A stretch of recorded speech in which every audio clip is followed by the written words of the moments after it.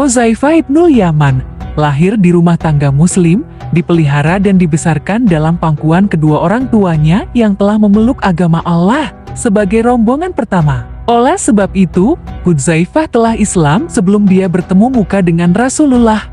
Setelah Rasulullah hijrah ke Madinah, Hudzaifah selalu mendampingi beliau bagaikan seorang kekasih. Hudzaifah turut bersama-sama dalam setiap peperangan yang dipimpinnya, kecuali dalam Perang Badar.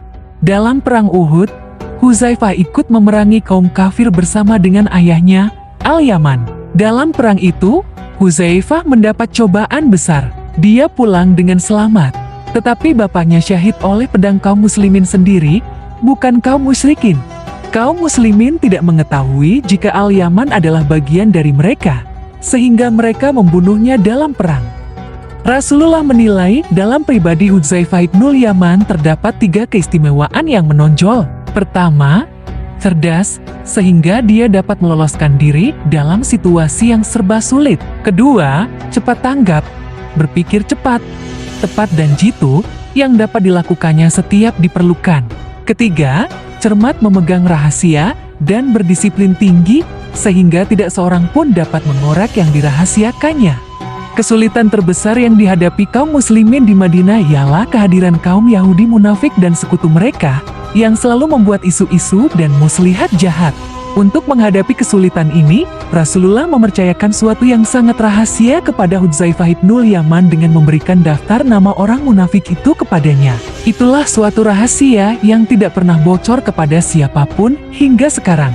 Dengan mempercayakan hal yang sangat rahasia itu, Rasulullah menugaskan Hudzaifah memonitor setiap gerak-gerik dan kegiatan mereka untuk mencegah bahaya yang mungkin dilontarkan mereka terhadap Islam dan kaum muslimin. Karena inilah, Hudzaifah ibnul Yaman digelari oleh para sahabat dengan Syahibu Siri Rasulullah, pemegang rahasia Rasulullah. Hudzaifah ibnul Yaman sangat cermat dan teguh, memegang segala rahasia mengenai orang-orang munafik selama hidupnya, sampai kepada seorang khalifah sekalipun. Bahkan Khalifah Umar bin Khattab, jika ada orang muslim yang meninggal, dia bertanya, apakah Hudzaifah turut menyalatkan jenazah orang itu? Jika mereka menjawab, ada, Umar turut menyalatkannya. Suatu ketika, Khalifah Umar pernah bertanya kepada Hudzaifah dengan cerdik, adakah di antara pegawai-pegawaiku orang munafik? Ada seorang, jawab Hudzaifah. Tolong tunjukkan kepadaku siapa, kata Umar. Hudzaifah menjawab, maaf Khalifah, saya dilarang Rasulullah mengatakannya.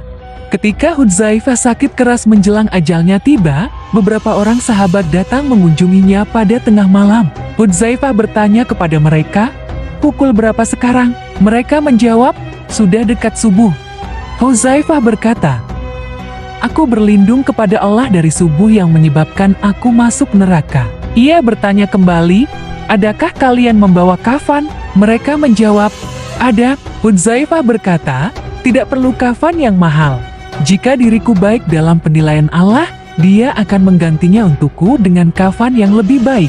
Dan jika aku tidak baik dalam pandangan Allah, Dia akan menanggalkan kafan itu dari tubuhku. Sesudah itu dia berdoa kepada Allah Subhanahu wa Ta'ala.